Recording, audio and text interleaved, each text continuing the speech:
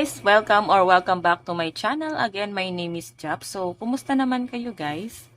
Okay, so yan guys, maraming salamat po sa walang sawang pagsubaybay sa ating pong daily love reading. And kung ikaw ay interesado sa ating private reading, ayan, iiwan ko na lang yung link ng aking Facebook sa atin pong description box below. Okay, so tignan natin guys, kanino bang love reading yung masasagap natin ngayon.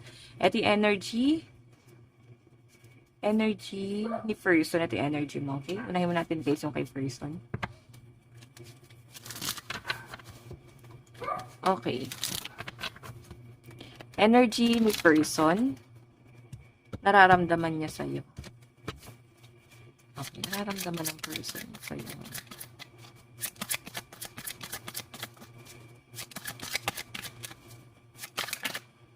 So guys, meron tayong temperance. Oh. Parang ano, may nagkakasakit. May sakit to si person. Strength ko. Nagpapakatatag. Nararamdaman niya sa inyo guys. Parang nasasaktan siya pero strength kasi eh. Parang nagpapakatatag po siya, no? Okay. King of Pentacles. Siguro guys, itong person mo na to, para kayong mind reading. Mind reading. Nagpapakiramdaman. And nasa sense ko guys, parang isa ka sa mga options. So ayan, may mga walang label dito. So I think guys, nararamdaman ng person mo rin na parang naiinip ka. Ano ba, magkakaroon ba tayo ng label or ano? Nandun ka sa point na yon. Okay? So, si person mo rin guys, kahit hindi mo yan rektang sabihin sa kanya, nararamdaman niya yon na parang naiinip ka na magkakaroon ba tayo ng connection or wala. Or naiisip niya siguro na parang gusto niya magkaroon ng connection pero hindi pa siya guys totally healed. Pwedeng broken-hearted siya. Parang si person guys nag-explore. Pero parang kayo ay nag-uusap pero yun nga parang wala po siya guys label. Pero may chance eh. May chance kasi the strength yung energy mo. May chance daw na maayos yung relationship yung dalawa. Or may chance na kayang ilaban to in the near future. Pwedeng konting-konti na lang eh. Kumbaga, masisettled nyo itong relationship na to. Ang problema lang guys, King of Pentacles, may takot eh. Siguro iniisip niya guys, hindi pa siya totally secured. Siguro iniisip niya guys yung source of income niya na para bang magiging karapat-dapat ba ako sa kanya. King of Pentacles, hindi siya guys kasing stable na katulad mo. Okay? Napanghihinaan siya guys ng love kasi nga wala naman siya guys. May pagmamalaki din siguro sa inyo. Or pwedeng ayaw niya guys na ma-judge ng ibang tao na parang siya wala tapos parang langit at lupa. Tubig at langis. Ganun yung nasasagap ko guys. Tignan natin guys. Action ni person dito sa relation. What I mean, tingin sa'yo ng person mo ngayon. Meron tayong Queen of Pentacles. Diba? Tingin niya sa'yo parang secure, maayos ang financial, successful, nag-explore, o diba, nakatingin sa pera. Tingin niya rin guys, hindi ka madamot. Okay? Hindi ka madamot sa pera. Kaya guys, hindi ka niya inaabuso. Two of Wands. May nakikita ko guys, communication dito. Kung may mga naiinip guys about communication, kasi hindi siya guys, parang kabuti yung nasasagap ko rito. So, nakikita ko guys, ayaw ka kasi niya guys guluhin kung bakit ayaw niya na i-work out yung communication niya sa'yo. Ayaw niyang i-work out kasi ayaw niyang magulo yung focus mo na parang eto na naman siya, makikipag-usap tapos madidistract ka na naman. Ang gusto niya nga guys is mag-focus ka sa goal mo. Tapos napanghinaan pa siya ng loob.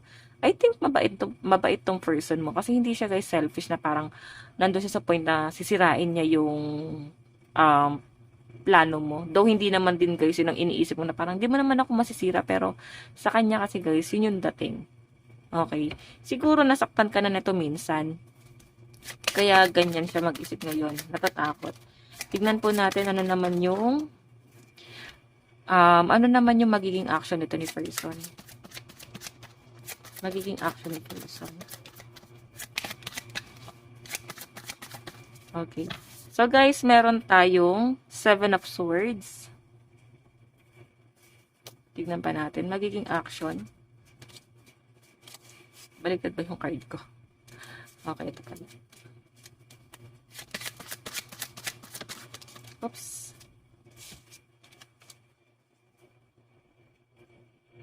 Kunin pa natin isang card. The Tower pa nakuha natin. Ex mo ba to? Or pwedeng someone from the past na walang naging, walang label. Or pwedeng bigla na lang guys naghiwalay. Walang clarification. Parang walang closure. Clarification tuloy. Walang closure.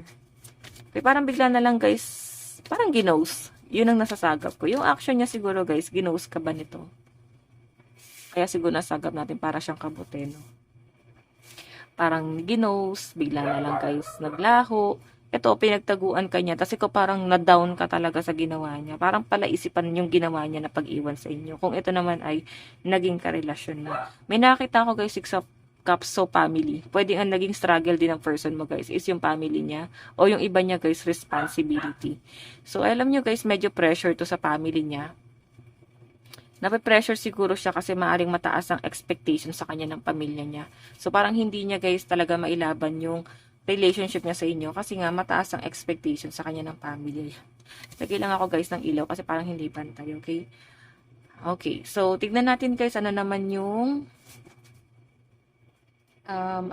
magiging outcome nitong ginagawa ni person. Magiging outcome, spirit. Magiging outcome.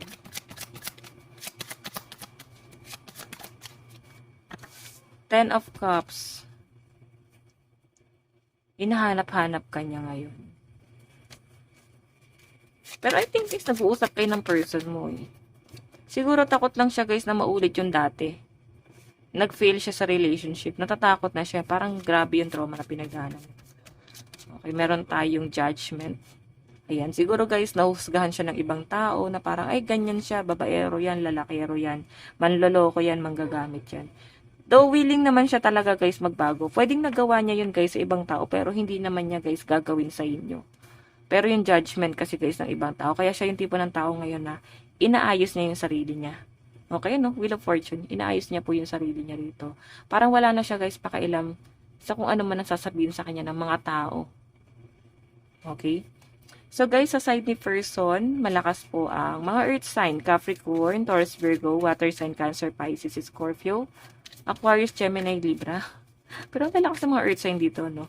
Saka ng mga air sign. Ayan, may fire sign, pero I think strength, Leo, meron tayong Sagittarius, Aries. Tignan pa natin guys sa side mo, no? Ano naman ang nararamdaman mo sa person mo? Nararamdaman. So, meron po tayong The Hangman. Hindi ka makapag-decide kasi nga sa kanya ka dumedepende ngayon sa mga desisyon na gagawin niya. Hindi ka tuloy makapag-decide dito kasi parang wala siyang action na ginagawa ngayon. Parang false hope yung ginagawa niya dito. And I think ayaw niya naman din guys mag-assume. Okay, tingnan natin. Meron, oh, di ba? Na-stack up na siya eh. Hindi ko na nga kinuha, sinapol ko. And tumalon talaga siya ulit. Strength. Ganon din nararamdaman niya sa'yo strength eh. Pero siya kasi guys, nag-a-adjust. Parang nag-aantayan kayong dalawa. Parang nag-aantayan lang kayo. Tingnan natin. Okay. Meron tayong King of Wands. I think, yung iba sa inyo earth sign, feeling mo, marami naman din talaga siyang naituro sa inyo. Okay, marami siyang naituro sa inyo, knowledge, maraming na-share. Nag-improve ka rin, guys, kung paano ka, guys, makitungo sa ibang tao, how to communicate properly. Parang yun ang nasasense ko, guys. Kasi, I think yung iba sa inyo, ano ka lang, parang nonchalant. Walang pakialam. Or pwedeng hindi ka sanay makisalamuha. Pero dahil nga din sa ginawa ng person na to, siguro maayos siya makipag-usap. And parang na-absorb mo yon. Okay? Tignan natin. Nararamdaman mo sa kanya guys, strength eh. Alam niyo guys, ito ha, ano ba to? Nagma-mind reading kayo? Pwede niyo naman pala to guys ayusin na. Or pwedeng ano ba to? Nanliligaw pa lang sa inyo? Or nililigawan mo pala. Kasi may potential siya eh. Ba't nyo pa papatagalin? Or pwede naman kasi guys na walang usapan na kayo na. Pero parang understood na parang kayo na. Ganon. Tingnan po natin. Ano naman ang... Ayan, wait lang po. ano naman yung magiging, ano naman yung tingin mo sa person mo ngayon? Tingin ko straight side. Oops, ang dami lumabas dito. Ito. Four of Wands, celebration. Meron nata kayo guys celebrate ni person. Magbe-birthday ba tong person? Ayan. Oops. Daming lumalabas. Sorry guys. Alisin na natin. Yung iba kasi guys, ang nagko-question ba to, hindi ko pinapatalsik yung ang hirap kasi guys sa sa muscle. Pero dahil nga gusto nyo, sige. Okay, tingnan natin ha. Kayo ha, mahilig kayo sa mga tumatalon-talon. Okay, so guys, meron tayong the sun. Tingin mo sa person mo. O, di ba? Natutuwa ka guys kasi parang dati mo lang siyang kaaway or dati lang hindi mo kasundo or parang wala lang siya sa inyo. Di mo naman guys, di mo na siguro guys ine-expect na parang mapufall ka dito sa taong to. Sa pinapakita po kasi sa akin, nung una hindi mo naman to gusto eh. Pwedeng kaibigan mo lang siya or pwedeng mentor, ano ba to? Basta ahead siya sa inyo eh. Mataas siya sa inyo. Manager mo ba? Boss mo ba? Teacher mo ba? Professor? Trainer? Ganon. So, sa pinapakita sa akin guys, alam mo kasi na mataas siya sa inyo. Kaya parang di kayo guys ganun nag-expect. Pero nararamdaman mo kasi. Ito meron ako nakita guys celebration. Tingin mo sa kanya someone na masiyahin, mahilig makipag-argue, or hindi naman siya guys makikipagtalo dun sa mas mababa sa kanya. I think, alam niya lang kung kailan siya dapat makipag-argue. Pinaglalaban niya kasi kung ano yung alam niyang tama. So, siguro yung pinaglalaban niya guys is pag alam niyang mali yung management, ganon, mali yung company, or hindi patas yung nangyayari. So, may pinaglalaban siya. Or pwedeng pulis ba to? Or pwedeng nagtatrabaho sa batas or sa government. Pwedeng ikaw yun. Okay, tingin mo sa kanya masayahin eh. Oh, mahilig sa celebration, inom. Okay. Ito naman guys yung magiging action mo. Ace of Swords, action po.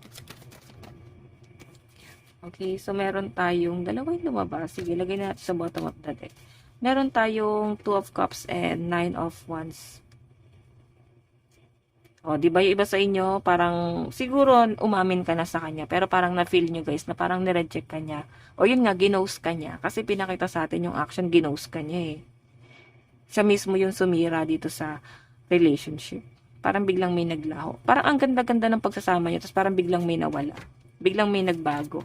Biglang nanlamig. Okay? Yung action mo guys, Ace of Swords. Parang mag-move forward ka na lang kasi ganito yung ginawa niya sa inyo. I think na pressure to. Or pwedeng hindi siya guys nagpapakatotoo sa inyo. Mararamdaman mo na may tinatago siya sa inyo. Okay? Tingnan natin guys ano naman yung magiging outcome nito sa iyo ngayon. Meron tayong 4 of Swords. Ayan o. Ikaw yung pinaka-nasaktan guys sa ginawa niya. Kasi ginose ka niya eh. Bigla siya guys lumayo. Meron tayong King of Swords. Matalino kang tao. Marami kang alam. Malakas ang pakiramdam mo. I think naramdaman mo na to. Pero parang nagbulag-bulagan ka. Alam mo na rin guys yung patutunguhan yung dalawa. Pero I think nagbulag-bulagan ka. Or tinuloy mo pa rin. Kahit na alam mo na yung magiging outcome. Meron tayo guys, 5 of Cups. Diba, ikaw yung parang ang tindi ng regret mo rito guys. I think nalaman mo siguro na may iba siya. Kasi tignan mo dalawang babae nandito or pinaikot ka lang na tong taong to. Okay, matalino ka naman pero parang napaikot ka niya. Parang namanipula ka niya. Yun ang nasasagap ko.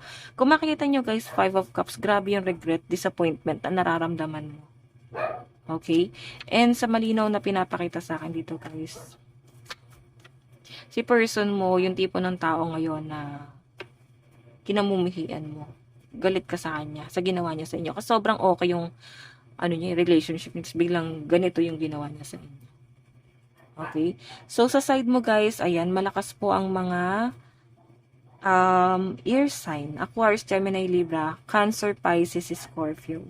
And sobrang liit lang guys ng mga fire sign. Mas malakas ang Leo. Energy, meron din tayong Libra. Okay ba sa inyo guys, sumugal siguro kayo sa relationship hanggang sa para bang may nabaon sa utang. Kasi sinabayan nyo siguro guys yung lifestyle or pwedeng pinangakuan ka. Tignan natin guys na napapatungo tong relationship na to. Putin muna natin to. Okay. Saan napatungo yung relationship? Spirit guide.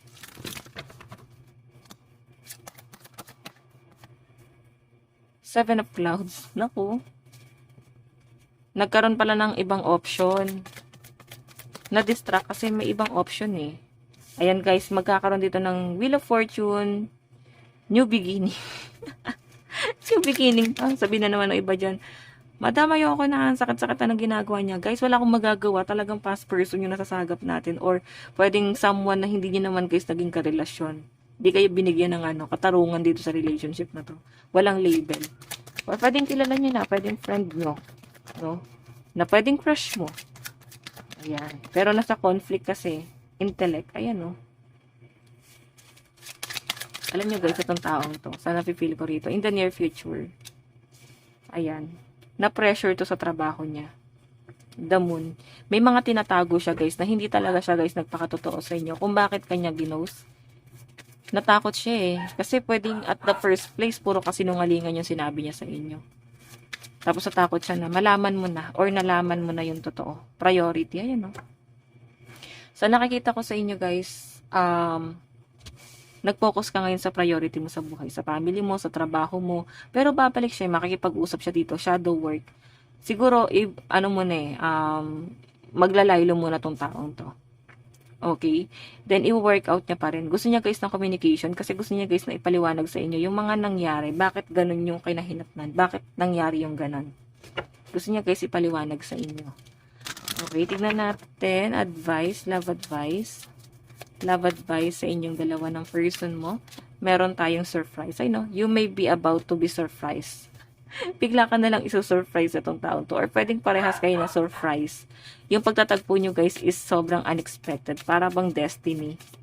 Okay, tignan natin, meron tayong spiritual. Your spiritual journey is beginning. So, ibig sabihin guys, yung old cycle na nangyari sa inyo, kahit sabihin natin guys na napakatindi ng sakit na ginawa sa inyo na tong taong to, pag go-ghost, bigla ka na lang iniwan sa ere, inabando na, mabubura lahat yun guys. Kasi, yung past issue guys, hindi nyo na guys magiging issue pa yun kahit kailan. Kasi itong cycle na to, bago na to.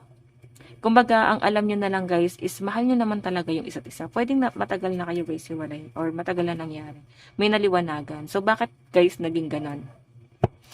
Minsan kasi guys, pag mahal na mahal natin yung isang tao, hirap tayo magpatawad or hirap tayo guys sa tanggapin ulit sa buhay natin, lalo na pag matindi yung ginawa sa atin. Pero kung wala na kayo guys na feel dun sa taong yon, iniisip nyo na lang siguro or mas pinapagana nyo na lang siguro talaga yung isip nyo. Lalo na kung kayo ay may pamilya, kung kayo ay may anak. Siguro, mas nagiging practical ka na lang, no? Nandun ka na lang sa point na siya yung tatay or siya yung nanay ng anak mo. Kaya gusto mo guys i-work out. Pero hindi ibig sabihin, mahal mo pa yung tao yan. Kasi kung mahal mo pa yung tao yan, hindi mo yan patatawarin. Paulit-ulit ka dun sa ginawa niya sa inyo na napakatindi. Pero parang wala na sa inyo guys eh. So I think parang tinanggap mo na lang kasi may nagdudugtong sa inyo. Mas pinapagana mo yung isip mo ngayon kaysa puso mo. Okay? Or pwede magiging civil na lang kayo guys. Okay? So yun guys, ito lang naman po ang inyong daily love reading. Bukas po ulit. God bless and love you all. Bye bye po.